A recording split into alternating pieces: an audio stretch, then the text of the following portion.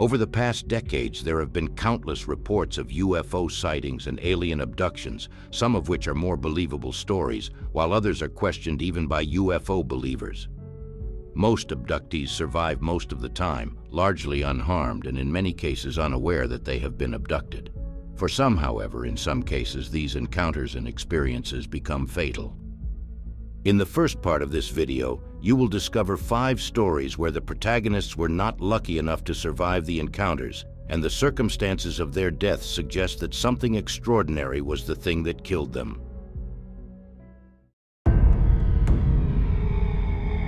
The lead mask case.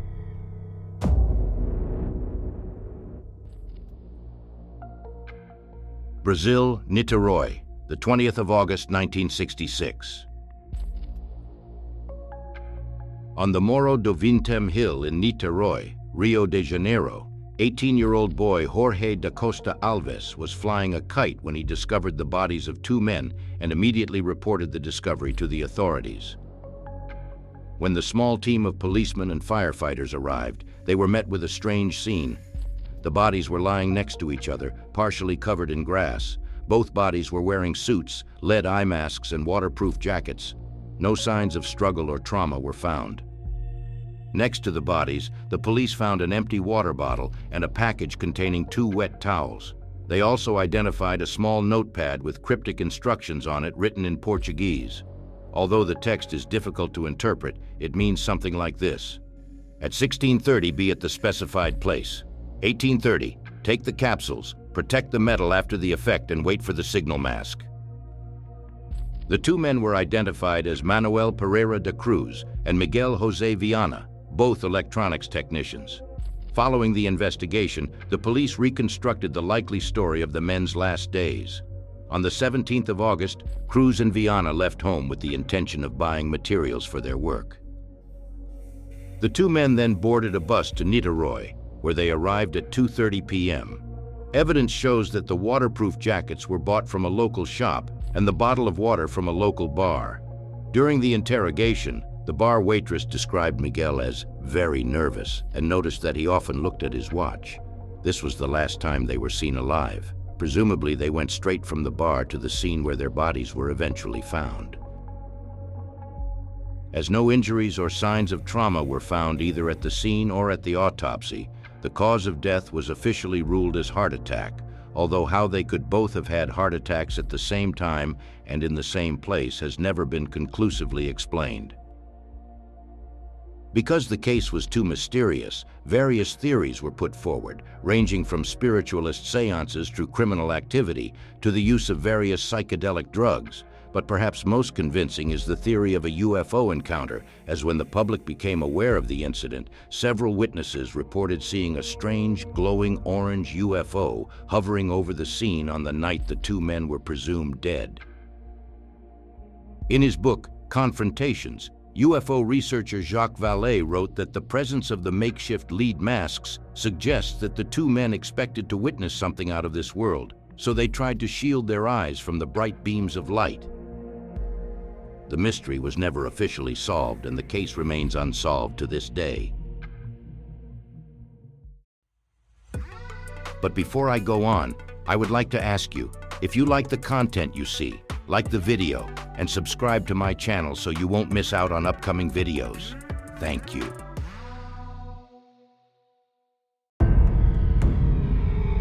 The brutal death of Todd Sees.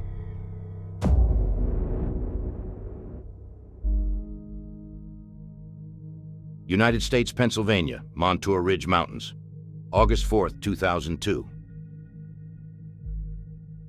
Todd Sees, a 39-year-old hunter and outdoorsman, left his home shortly after 5 a.m. to hike up Montour Ridge near Northumberland, Pennsylvania. He drove an ATV and headed to his family's property to survey the local deer herd before the hunting season begins. He told his wife that he would be home by noon, but he did not return home even until late in the evening. His son went to look for it, but all he found was his father's ATV, and even stranger, Todd's clothes were neatly folded and spread out on it. No footprints were led away from the ATV, and the tracking dogs did not pick up any odor at the scene. More than 200 volunteers combed then the wooded area for 2 days, even involving divers to search a nearby lake. The only clue that was finally found were the man's boots, which were found at the top of a tall tree, 22 meters above the ground. The search was finally successful. Sees was found dead in a dense undergrowth. His body was reported to be incredibly emaciated, and his face, which was pale, was frozen in terror. To make matters even stranger, no family members were asked to identify the body, and to make matters worse, the body was removed from the scene without a coroner present, which is against Pennsylvania law. James Kelly, Northumberland County coroner, performed the autopsy on Todd Sees. As no signs of external or internal trauma were found, the autopsy was inconclusive. Kelly returned the remains to her family in a sealed coffin and strongly urged the family not to open it under any circumstances. The toxicology report, released only months later, identifies cocaine poisoning as the probable cause of death, which the family, knowing the man, never accepted. Strangely, the case received little news or media coverage. However, the strange circumstances of the case have attracted the attention of many paranormal researchers. Despite protests from local law enforcement, ufologist Peter Davenport has come up with some more information. He claimed that several FBI officials arrived on the scene who allegedly instructed locals not to talk to the press about the incident.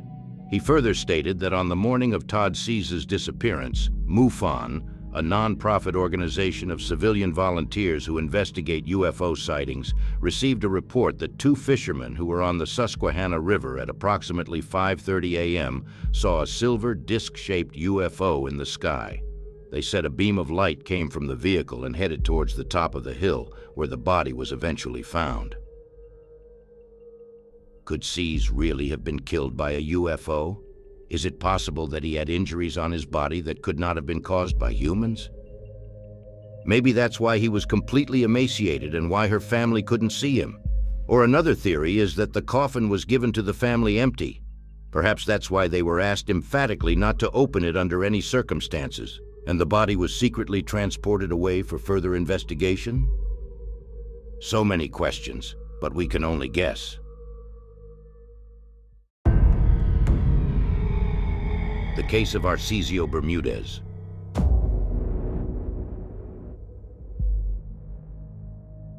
Columbia, Analima, the 4th of July, 1969.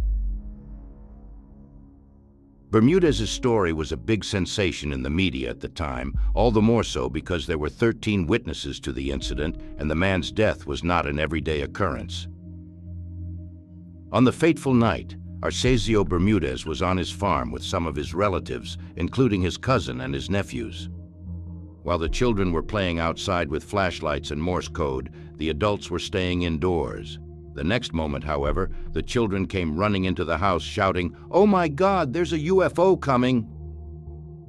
No one believed the children until the dining room was lit up by an incredible glow.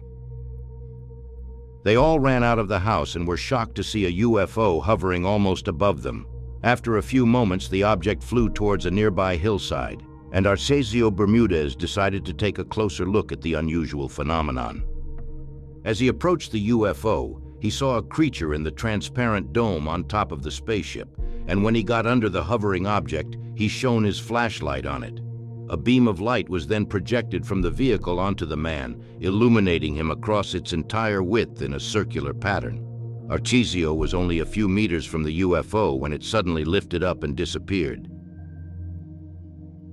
By the time the man started back to his family, he was suffering from increasing then terrible chest pains and was very cold.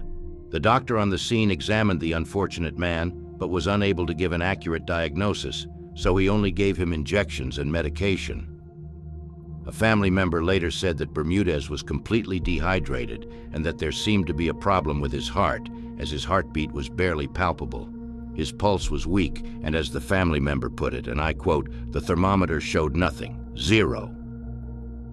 Despite the many eyewitness accounts, the case could be dismissed as fiction, but just 4 days after the event, Bermudez finally died of an illness linked to the effects of radiation from the UFO. But the strange events continued even after that. APRO, an organization subordinate to NASA, contacted the family and asked them to transport the body for further tests, but they did not agree. 5 years later, the body was exhumed and taken away by unknown persons. Although it has never been revealed who did this, there has been speculation that experts from the U.S. visited the site and secretly had the remains removed. The whereabouts of the missing body are still unknown.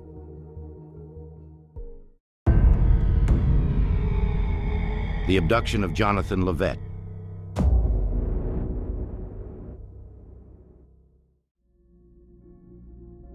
United States, New Mexico, March 1956.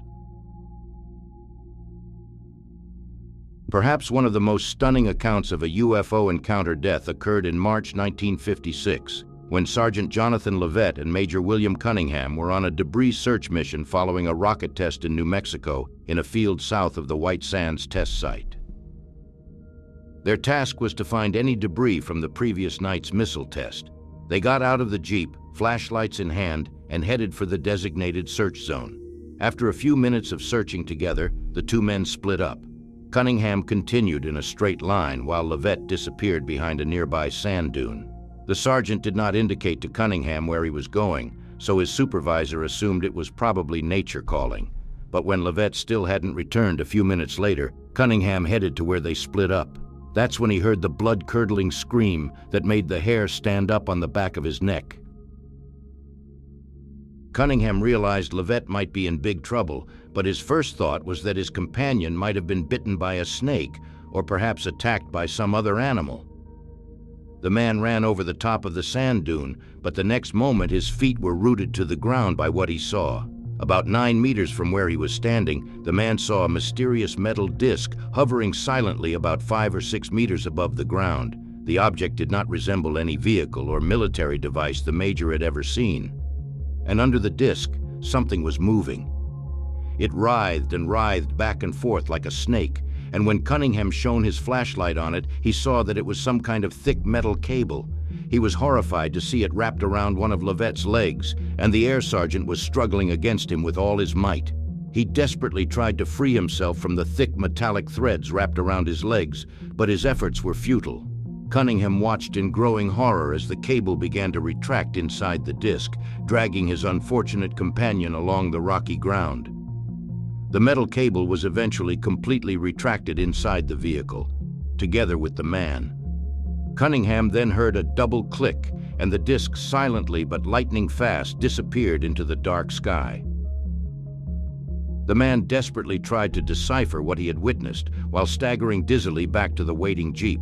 There on the radio, allegedly shouting like a madman, he immediately reported the incident. Within minutes, all available units and resources of the Air Force were in the area, but only the kneeling Major was found, still reeling back and forth in shock. In the following days, the Air Force combed every inch of the area, but to no avail. On the night of the incident, personnel on duty at the base control tower confirmed Cunningham's claim that the radar had also picked up an unidentified object, but that it was moving too fast for any action to be taken. With Lovette nowhere to be found, Cunningham became the prime suspect in the case, suspected of killing his partner, and the UFO story was just a hoax. They interrogated him again and again for 3 days, until news came that a search party had found the sergeant's body, or at least what was left of it, about 10 miles from where Lovette had disappeared. Lovette's remains were mutilated in a gruesome way never seen before by anyone involved in the investigation. Lovette was neatly and orderly incised from the tip of his jaw to the back of his throat. The pilot was missing his tongue and eyes, as well as a significant part of his jawbone. The penis was removed and the anus was completely excised with seemingly flawless surgical precision. The coroner found that not a single drop of blood was found in the body. It has been practically drained. The officers investigating the case found further anomalies in their report. Several birds of prey were also found dead at the site where the remains were found. They appeared to have died after attempting to feast on the carcass, which was in surprisingly good condition despite being found outdoors in one of the hottest and harshest parts of the United States. You might think that Cunningham would have gotten off scot-free, but to everyone's dismay, he was arrested and charged with murder. The case was taken to court, where military prosecutors alleged that the major murdered and mutilated his subordinate. Perhaps unsurprisingly, it didn't take long for the court to reject this argument, and Cunningham was eventually released without charge and was allowed to leave the Air Force shortly afterwards. To this day, Jonathan Lovette's death remains completely unexplained, and the major has never been proven to be a liar, and the surgically accurate mutilations found on the body and the presence of an unknown object on the radar mostly support his story. Although reports of animal mutilations by UFOs were not widespread at that time, a few decades later, the whole world was aware of these cases. Perhaps the aliens experimented on humans in such a brutal way in the past, and only later, for who knows what reason, switched to animals. Rivalino Mafra da Silva and the Killer Spheres.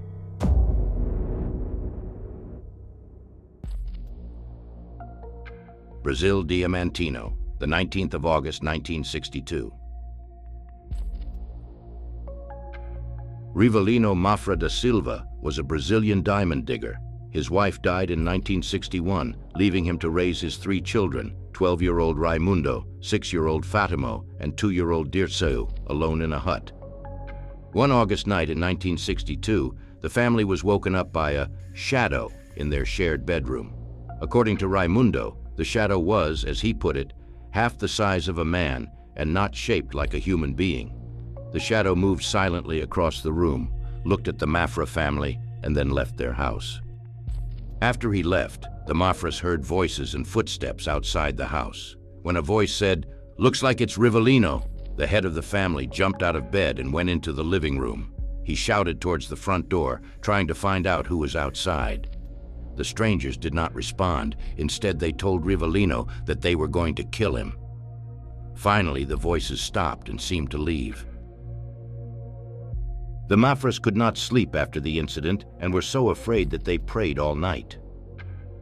In the morning, while going to fetch his father's horse, the eldest child, Raimundo, caught sight of 2 spherical objects hovering in the air near the family hut.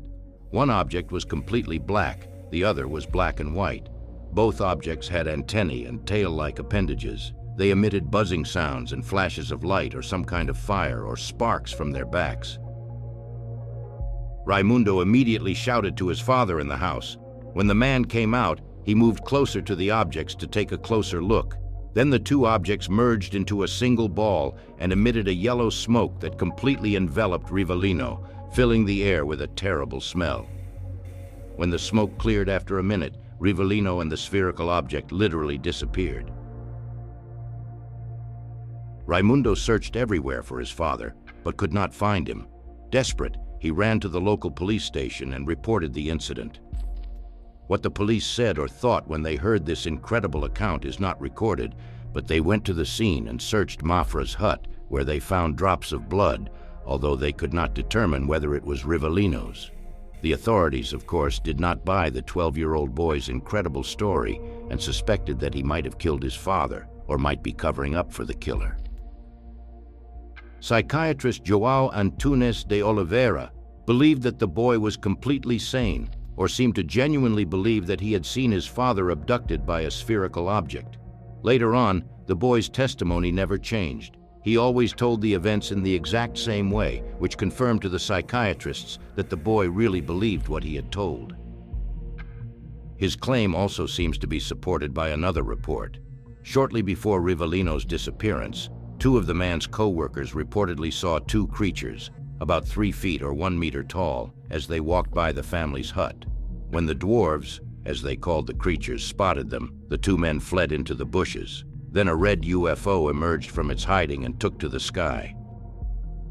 Although it has been reported in some Brazilian newspapers, many English-language sources neglect to mention that Rivalino's body may have been found.